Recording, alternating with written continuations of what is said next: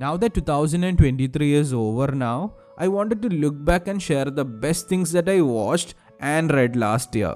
I want to talk about my favorite anime, my favorite manga, my favorite book, and my favorite film of the year. What I'm going to be doing is I'll be mentioning two favorites per category. One series that came out in 2023 and another series that I watched or read in 2023, but one that came out long before that.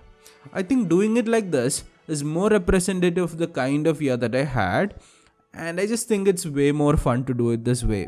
And now without further ado, let's start with my favorite anime of the year. My anime of the year is a tie between Vinland Saga Season 2 and Frieren Beyond Journey's End. I'm still undecided about which of the two I like more because I do love both of them a lot and for completely different reasons. So I was thinking, why not just talk about both of them instead? Vinland Saga Season 2 is an emotionally powerful character study of becoming a better person, becoming a kinder person in a cruel historical setting of Vikings. Frieren, on the other hand, is an epic introspective fantasy anime about the life of a near immortal elf after she defeats the Dark Lord of that universe, of that fantasy world. It's a story about her watching her comrades grow old and die as she remains the same person. They're both 10 out of 10 all-time favorite anime for me, and the reason why I'm so undecided about which series I like more is because Vinland Saga is undoubtedly the best story that I watched this year. Thorfinn's entire character journey is so captivating and beautiful. There are no wasted moments at all for the character, and everything connects properly to tell a very beautiful message. Frieren, on the other hand, is the best moment-to-moment anime experience that I had in a very long time. What I mean by this is that every single minute of Frieren was incredibly stimulating for me. The animation is breathtaking, the music is jaw-dropping, every scene does something super creative, no time is felt wasted at all. It's the best of what animation can do as an art form. So yes, they are both two incredible anime experiences and I highly recommend checking them out if you haven't seen them yet. I think I'll decide which of the two I prefer more when Frieren actually ends, since it is currently still ongoing. Okay, now for the best non-seasonal anime of the year, Universal Century Gundam was the standout anime for me. Universal Century Gundam, or UC Gundam, is basically what we call the main timeline story of Gundam. One interesting thing about Gundam is that I always thought about it as a very military-esque anime with some hard-boiled war heroes. But that wasn't the case at all here. Despite its grand-scale galactic premise, it was a very grounded show. The anime follows a group of refugees trying to escape from an enemy nation. These groups of civilians try to figure out how this war thing worked on their own to save themselves. I've watched about 4 entries of UC Gundam so far, and each entry tells a completely different story and a new perspective of the people in that universe. Even if you don't like mecha as a genre or are indifferent about mecha anime, I still think it's a good idea to check out the Gundam series that you find most interesting. I think there is a UC Gundam title for everyone. Now let's move on to my manga of the year. I will not have 2 titles for my favorite manga category. And there are a couple of reasons for that. More than 90% of new manga that comes out aren't even translated in English. Even taking that aspect out of the picture, you barely get any of the story in the first year of a manga. So there is no point in reading and comparing it to other new manga because everything is all too new. Out of the 50 manga that I read this year, the best one is easily Oku by a huge distance. Oku is JoJo's Bizarre Adventure, Barbie, Legend of the Galactic Heroes, and Japanese history put together into a single manga. It's a Japanese historical manga where the gender roles are completely reversed and women work and are the leaders of society while the men stay at home.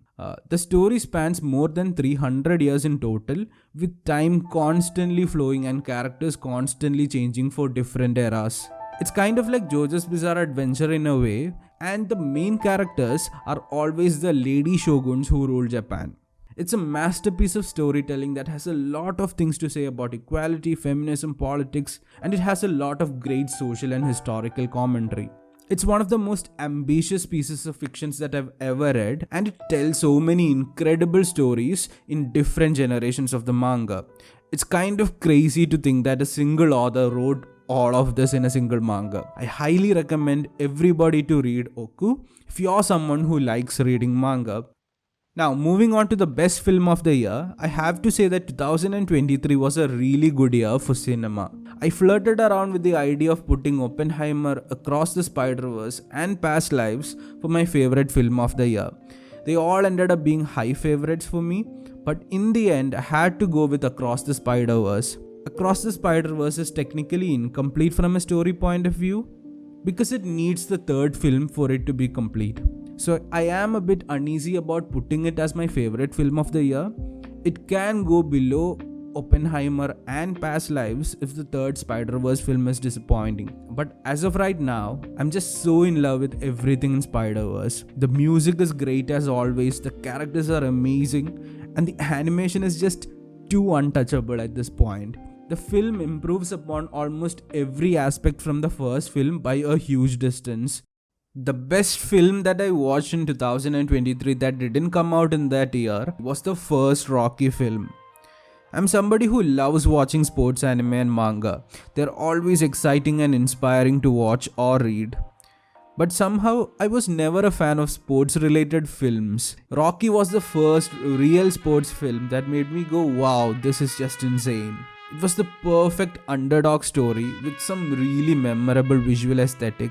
The romance in that film is actually super underrated as well. I did not expect to find a great romantic subplot in a film like Rocky. It does a great job at keeping you invested in the main character and his struggles. I can see why it's so iconic and beloved because it truly is a very special film.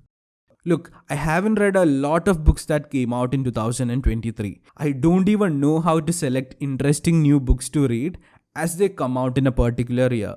Out of the ones that I read, the one that I loved the most was Yumi and the Nightmare Painter by Brandon Sanderson and his Cosmere universe. For those who don't know, Cosmere is a very epic fantasy universe with each book or book series trying to tell its own super cool story that all connects into a wider, more epic universe. This book in particular is about two characters from two different planets soul swapping to each other's body in a Your Name kind of style. It's an awesome book that combines epic fantasy elements of the Cosmere with some really nerdy Japanese fiction inspirations. But is it a good gateway to the Cosmere? Yes and no. It does have its issues where you can't follow some of the expositions that the narrator say, but overall, it's still a very good standalone gateway to the universe if you are looking for an epic fantasy book with some great romance in there. The best book that I read that didn't come out in 2023 was Dune Messiah, the second book of Dune.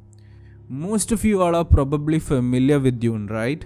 Because of its wonderful new film adaptation. But for those who don't know about it much, Dune is basically a desert planet science fiction book series that is set in a planet where water is scarce and the living conditions are terrible.